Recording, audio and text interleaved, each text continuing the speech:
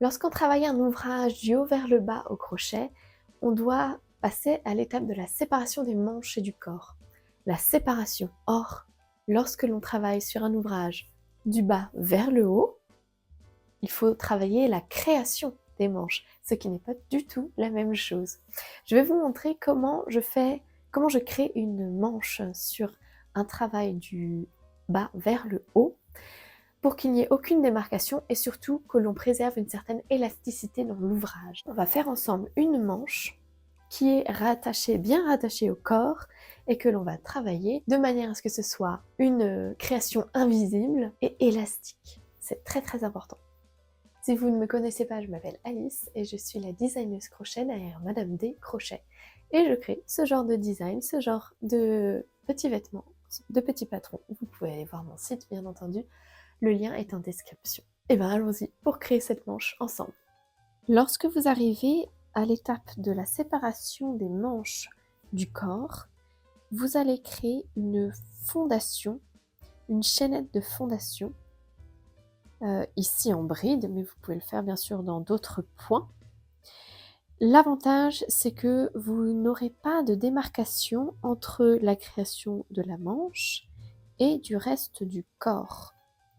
Vous n'allez pas avoir de trou au niveau du dessous de bras, ce qui aurait tendance à fragiliser l'ouvrage.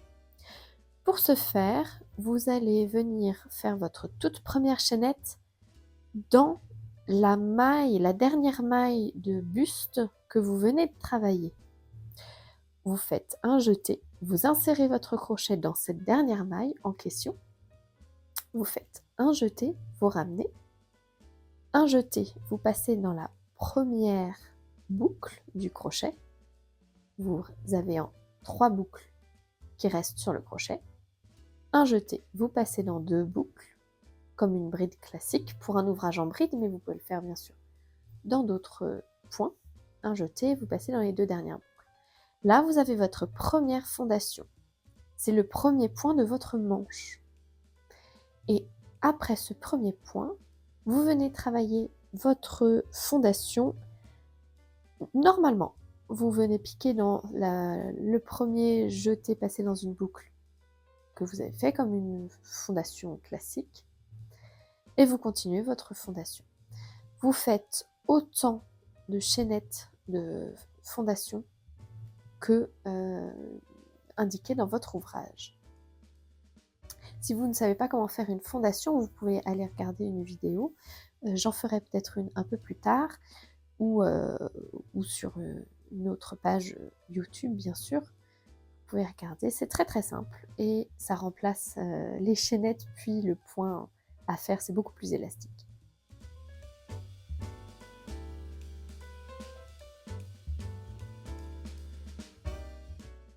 Maintenant, vous pouvez monter votre manche tranquillement. Une fois que votre manche sera montée, je vais vous montrer comment on va la rattacher au reste du corps.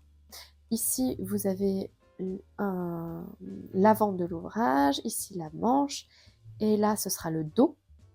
Je vais vous montrer comment rattacher l'avant au dos. Vous avez suffisamment de fondation ici, en tout cas moi, sur mon ouvrage, j'ai assez de fondation. Maintenant, je vais rattacher au dos. Et c'est là où ça va être de nouveau un petit peu technique.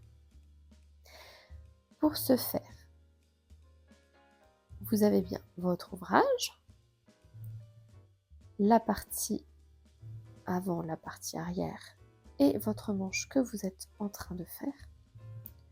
On va faire un premier jeté.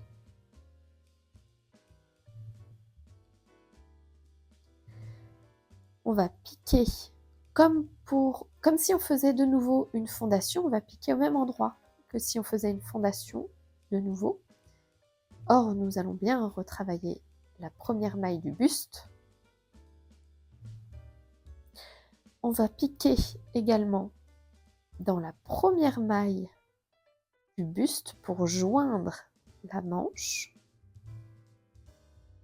On va faire un jeté et on va tirer à travers la maille du buste ainsi que celle de la fondation.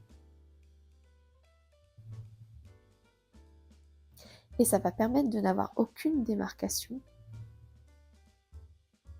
Et vous finissez votre point. C'est bien ici la première maille du buste que nous venons de faire, et non pas de la manche. Et on continue le buste.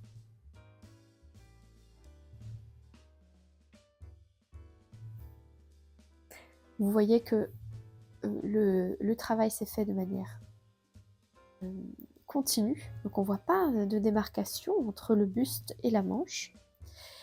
Et lorsque vous allez joindre la manche, lorsque vous allez coudre, lorsque vous allez bien joindre le fil de votre manche pour continuer la hauteur de la manche, vous aurez votre petit fil de départ qui va dépasser. Ici, vous allez joindre au niveau des mailles qui sont en dessous, donc côté buste, juste ici. Vous aurez un petit fil de laine qui va dépasser, ce sera le tout début de votre ouvrage pour faire la hauteur de la manche. Avec ce fil, vous allez faire des petites coutures pour renforcer le dessous du bras, puisque c'est un point un peu plus fragile que le reste de l'ouvrage, là où il y a pas mal de frottement, et ça va vous permettre d'avoir un ouvrage plus solide. De toutes les techniques que j'ai essayées pour un ouvrage du bas vers le haut, pour moi c'est la meilleure pour créer une manche élastique et sans démarcation. J'espère que cette vidéo vous aura aidé à créer une manche et qu'elle vous permet de découvrir une technique pour que cette manche en question soit bien élastique et bien fondue dans l'ouvrage. On se revoit dans la prochaine vidéo. À bientôt!